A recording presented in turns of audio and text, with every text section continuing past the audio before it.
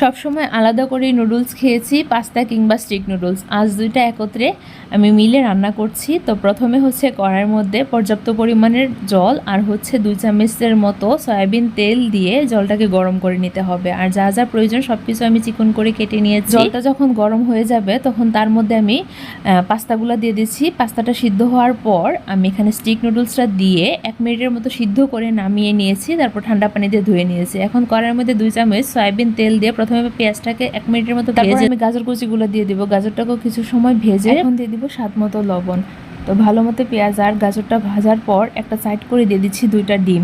তো ডিমটাকে কিছুক্ষণ ক্রাম্বল করে ভেজে নিয়ে এখানে আমি টমেটো আর কাঁচামরিচ কুচি দিয়ে দিব 2 চামচের মতো টমেটো সস আর সিদ্ধ করা নুডলসটা। সবশেষে একটা নুডলসের মশলা আর ধনিয়া পাতা কুচি দিয়ে ভালো মতো নাড়িয়ে চাড়িয়ে গরম গরম পরিবেশন করেছি টমেটো সসের সাথে। খেতে কিন্তু দুর্দান্ত হয়েছিল।